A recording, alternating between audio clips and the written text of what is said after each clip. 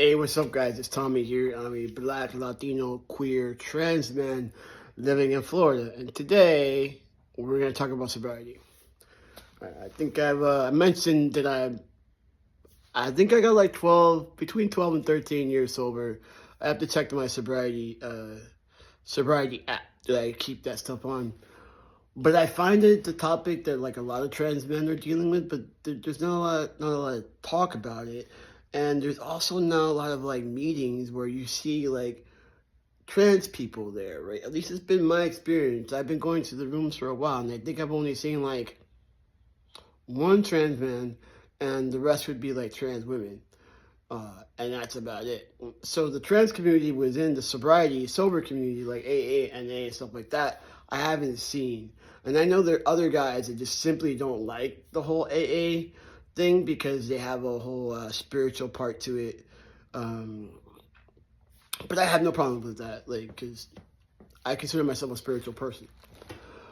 But I don't hear enough talk about sobriety, and I think it's something that we need to address because a lot of you are suffering right now. A lot of you want to stop drinking. A lot of you want to stop drugging. And you understand that that's what's holding you back from really achieving even your transition at this point. And for some reason, you just can't stop, right? You want to stop, but you can't stop. And you kind of keep going on this vicious cycle. So I'm going to share a little bit with you, my personal story, and then maybe somebody in my community can, or even not in my community, can get inspired to do what's best for them. So my sobriety date is March 13th, 2012. I didn't have the regular bottom that you hear from people when they say, oh, I lost my house, I lost my girlfriend, I lost all this stuff. Nope, I didn't lose anything.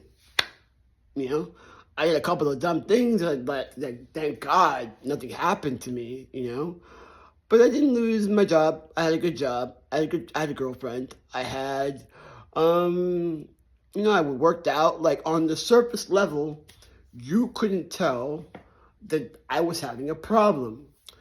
But I had gotten to the point where I was drinking basically like every weekend, but like binge drinking a lot, like drinking heavily.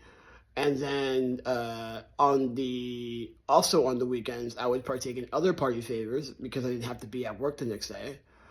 And then, I'd smoke weed like every day.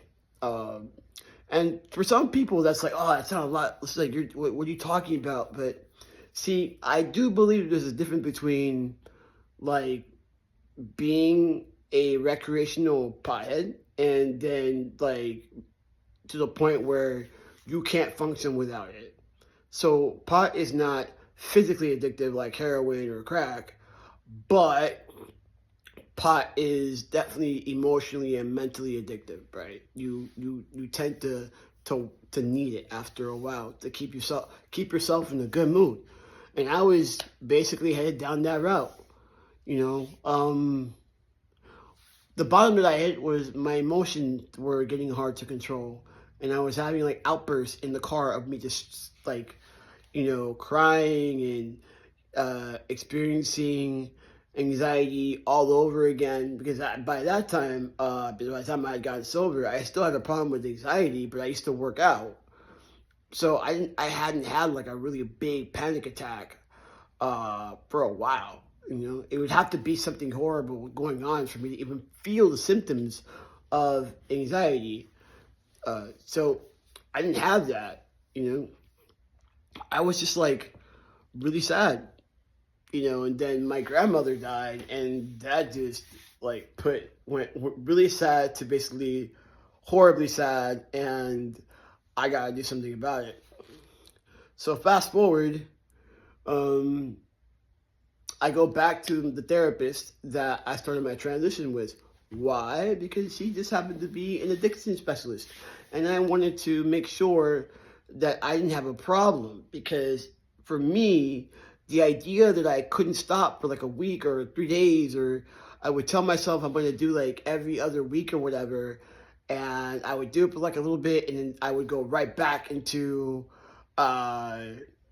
everyday use, you know? And at the height of my drinking, I was drinking by myself a lot. And I didn't feel like sharing my alcohol or my drugs with anyone. And also, I was really starting to finish bottles of liquor on my own. That's when I like started to realize that there may be something here. But I thought I was only depressed or something. So I went to the therapist. Therapist is like, well, in order for me to tell you whether or not you have a problem with substance abuse, you're going to have to stay sober for about 6 months. And just the thought of that, I was like, wow, 6 months, that's a long time. You know, I couldn't even put together 30 days, let alone 6 months. So, you know, I went to my first AA meeting after that. And I was just like, do I really have a problem? I don't really relate to any of the stories here. You know, some of the stories that I was hearing in the rooms of AA were very, very intense. And I was like, dude, I never skipped a day of work. No, that wasn't me. Like, I never got a DUI. No, that wasn't me. You know, my girlfriend is still intact. My relationships are still intact. Yeah, I got a little craziness here and there, but who doesn't, right? So that was me reasoning things. I kept going, though. I kept coming back. You know, I kept coming back. And at one point, I met a gentleman by the name of James. And James was like, Tommy, you need to go to a different room. He introduces me to a different room. And in that room, I started to hear my story over and over and over and over again. So I'm sitting in the room and I'm now convicted that I do have a problem and that I need to start, you know, getting sober. And I did. And the second sponsor that I had actually, you know, had some trans experience, even though they were straight and whatever not, and didn't really, I didn't tell him that I was trans, so in it, and he just became like my brother. And I got a band of brothers in sobriety that I think even to this day, if I called them up just to talk, they would talk to me. But through my first couple of years of sobriety, I started to really see how my habit was really holding me back. Top surgery, right? You know, I come from the time where you had to pay for your own top surgery, pay for your own hormones. At that time, top surgery was only $5,000, so it wasn't that expensive in comparison to now. But I really wanted to get my top surgery. And I'm even embarrassed to say this, but like, put it this way. Saving the money that I would normally spend on drugs and drinking on a monthly basis, I saved enough money in 6 months, basically, to get my top surgery. That should tell you how much I was investing in this, right? The first year of sobriety was the hardest. It was the time that I cried the most. I didn't realize just how much emotion and trauma and all this stuff that the drugs were masking. I had no idea that I was this messed up, right? Fast forward to today, you know, I am 12 years sober and I don't live my life afraid of success or failure. I have a lot of tools, and I realized that one of the biggest gifts of sobriety to me is the amount of self-awareness that you develop. You know, amount of like knowing yourself very well if you practice sobriety the way it's supposed to be practiced, right? I don't necessarily think you need to go to AA or do it like that, but I do think that you need to find some type of support and people that like are also struggling to do what you're struggling, because they're only going to be the ones to understand. Like sometimes if you're in a group full of trans people and you say something, right, y'all get it. Y'all, you know exactly what you're going through. But if you say the same thing to a cisgender straight person ally, no matter how much they want to support you, they won't get it. So it is good to find support. I personally was very lucky to have the therapist that I did, because like I said, she was an addiction specialist, so she really let me know how my mind was working against me at the current moment.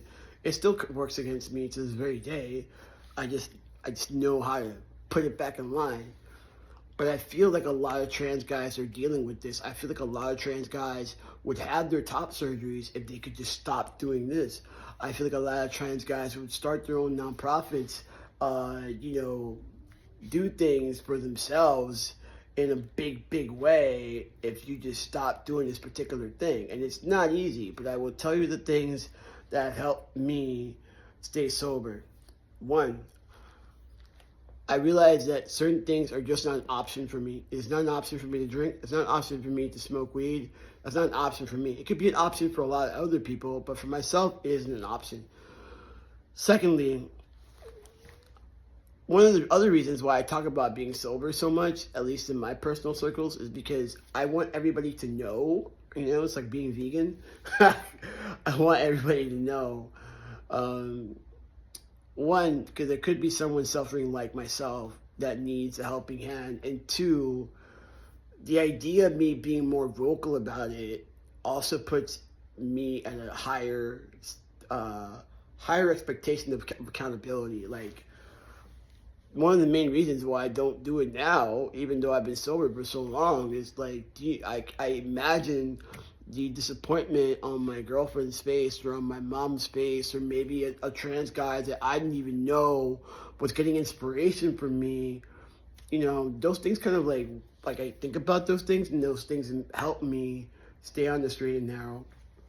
Listen, if you are suffering right now, or you don't know if you're suffering yet, feel free to reach out to me. Not on the coaching tip or the mentoring tip or anything like that, but I just feel like no one should suffer alone. There is a point where drugs and drinking and partying are no longer fun. And if you're in that space where it's no longer fun for you, you're seeing that it's actually a crutch and not something that enables you to reach to a higher plane. Don't be afraid to just be like, hey, I need some help to stop. Because your brain, at a certain level of addiction, becomes your worst enemy. It wants what it wants, and it will trick you into getting that thing. Also, change is not easy for anyone, especially adults. And you're not alone. There are a lot of people right now suffering in silence, and you don't have to be that person. So if you're hearing this and you are in the trans community and you're like, yo, like, I need some help, like I said, feel free to reach out to me, and I will talk to you from my experience, and I will be a helping, and I'll give you an ear. You don't have to suffer alone. Anyway, guys, today I'm off to a gala, so I'm going to get ready for that. I hope you have a great day.